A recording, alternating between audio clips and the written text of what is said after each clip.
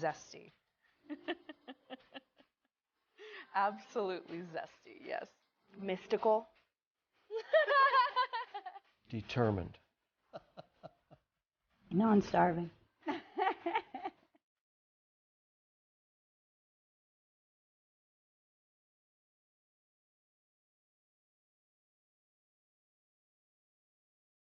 He's kind of iconic.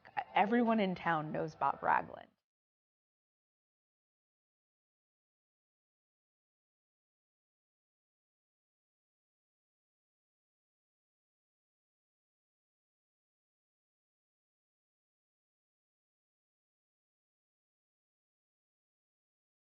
Hello, hello. Welcome to Drawing Conclusions. I am Bob Ragland, famous artist. At least I'll be famous by the time we get all this done because I'll teach you so well, you'll go out and tell the whole world. Boy, well and world, that is hard to deal with. You have to think on your feet in this biz. You have to be able to walk and chew gum at the same time. You have to be able to draw and make an eraser line at the same time. You know what I'm saying? That's Drawing Conclusions. Well, let's talk about our drawing.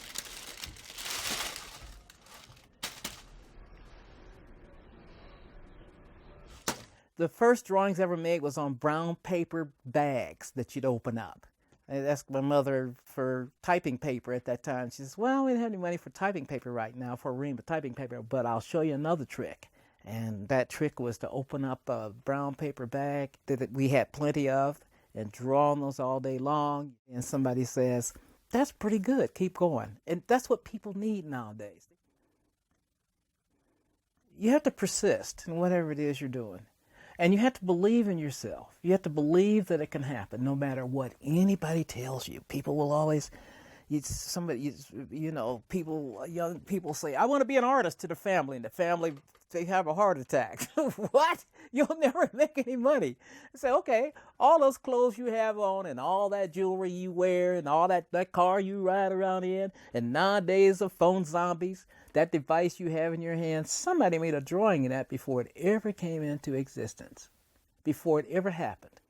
Art is the most free place to be.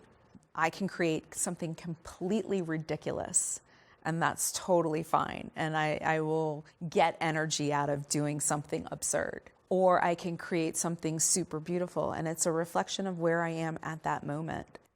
I have several of his works. I have a llama in my front yard made out of bed springs, and it's the simple things that he sees creativity in, and I've fallen in love with that and how he sees the world. Work comes from work. It doesn't come from nothing. So go in your studio, get busy just futzing around, do this, do that, make a sketch, whatever it takes to get you working. So this is Bob exercising everything he's learning about conifers.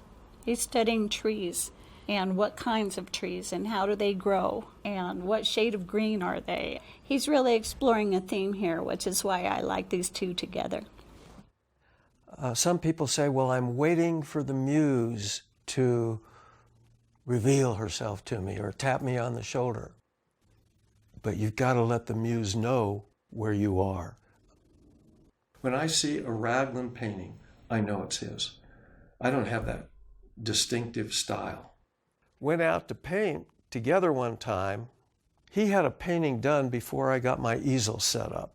And he was just boom, boom, boom, and there was his painting. Trying to make paintings that are pleasant and nice to look at. I don't have any great philosophy about making art. I just want to kind of record what's around me and have a good time doing it. He's a realist and he likes to keep it simple sometimes, but yet he knows that it's not always simple, and it's not always cut and dry and black. What I usually do is I try to work in a series. When my brush is hot, I'll do A couple of them. 3. I like 3. I would definitely say he views the world differently, like I assume all artists would. I pride myself on being able to make my way in the world as an artist. As an artist by having what I call art money. Money that I've earned as an artist by doing the outreach and getting to people. And if you got cash, you don't have to take any trash from anybody, okay? Succeeding is not just creating, a saleable product, certainly that's important, but marketing that product. And he has made that his focus. The art part takes care of itself. That takes care of itself. It's the business mechanics, how things work, that makes a difference in whatever you do. You learn the mechanics. His mission is PR, contacting people, being out there, being kind of ever present. He doesn't let anything stop him, and he doesn't wait for people to market for him. He knows that if he wants something done, he needs to go do it himself.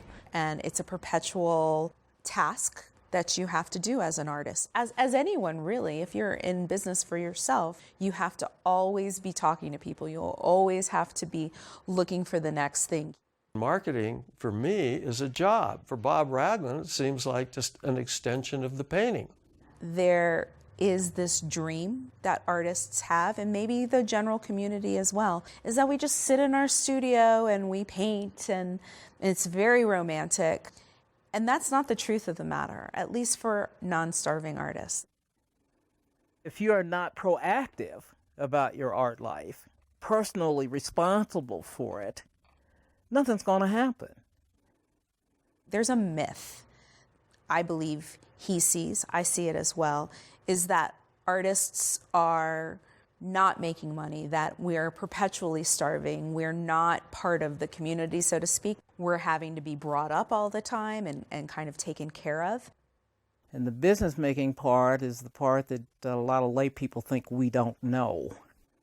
But as long as there are libraries, there's a way to get information on how to sell what you make. He's at the library. How many people do you know that go to the library these days and spend hours? He always goes out and researches. It's not only, he does his stuff in here, but he's looking for books and he's looking for new people to meet and new art places to explore. When he sees somebody who's successful, it's like his eyes get big and he wants to know how that person got to be that successful, apart from being a very accomplished artist. They read all kinds of things because I'm trying to steal every business trick that I can steal to heat and eat. And to heat and eat, I'm going to get some food. I'm going to pay the energy company so I can keep the lights on, and I'm going to eat. So that's an important thing. I just love the way he utilizes virtually every single thing there is. He leaves no art stone unturned. Bob is a huge proponent of analog, basically. He loves writing letters. He loves the outreach, the personal touch. Send some letters to people once in a while. Tell them what you're working on. Make them feel important, especially people that own your work. He believes very firmly in the power of first-class postage. Mail from Ragland is like a little tiny Christmas present every time it arrives.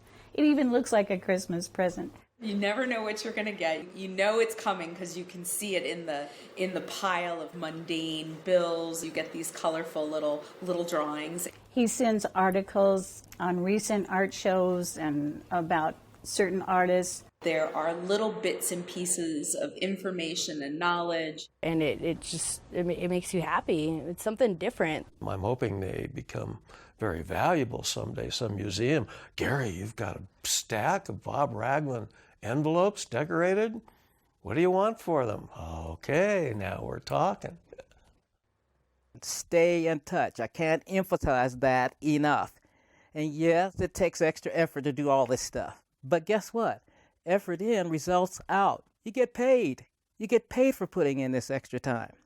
I look for anything that's going to help me keep this home studio that I live in, that I paid for in 1998. I crowdfunded this thing by getting a story in the Denver Post, and I sold right out of this space. There wasn't this much clutter here, but I made paintings and sculpture available, and within 3 days, I retired the mortgage on this place. Being in his home, you get to see the intensity of his love for art. Bob is a little bit of a hoarder, but it's all for a purpose. He's not just saving those things for the heck of it. Those are reference materials. And there's art and art stuff everywhere. Everywhere your eye could imagine, you will run into something artful. When you're sitting in amongst all of the work and all of his research in his home, it's amazing. His house is art. Like, it is engulfed with art. There's information everywhere, and you could almost call it a little bit of a sensory overload. For him, it works, and if you ask him virtually any question regarding art, he knows right where to go, on what floor, in what room, and he finds it. It's miraculous. And he'll bring it out to you, and he'll say, see, in 1975, that's exactly what happened. It's an obsession on some level for him, and a passion, definitely. He'll envelop you in all of his research. That is one of Bob's biggest endearing qualities, is just wanting to help so much and being so passionate about it.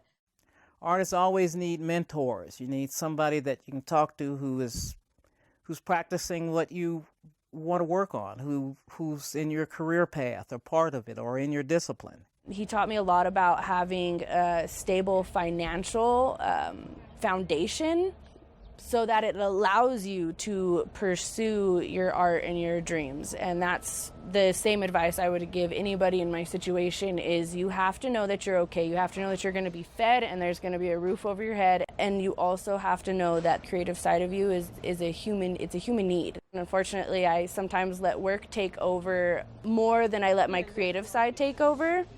But Raglan always helps me come back. You are right. You are correct. And he always lets me know, like, you know, in the end goal, my goal is to be an artist and stand on my own 2 feet as an artist. And success doesn't mean that you have $1 gazillion. It's just being able to do what you'd like to do. Day-to-day living for me is being able to get up and figure out what I'm going to do that day. You get 3 lessons every day. You can write those 3 lessons down, good, bad, or indifferent, and try to figure out what you would do concerning those lessons. One of the big things he likes to teach is keep your eyes open, be aware, and use what you have. Now, if I really set out to go somewhere to find something, I'll take a sketchbook or a drawing pad. This is an old garage just down this alley, about 4 blocks. And this is a whole series I'm doing based on this, because these doors are ready to fall apart. And so this is just a fun project to work on for me, because eventually they're going to take those doors out of there. I've seen this building for about 6 years, but I know sooner or later somebody's going to come along and put new doors on, or either tear the whole building down. But it's great looking. So everything's in the neighborhood. You know, that's what we artists try to get people to do, is to pay attention to what's here. Your art is representative of your labor, your effort, those 10,000 hours of practice, the research, all the sacrifice you've done, and your business skills, if you have any. It represents all of that. It's not just a picture that somebody has on the wall. It's more than that.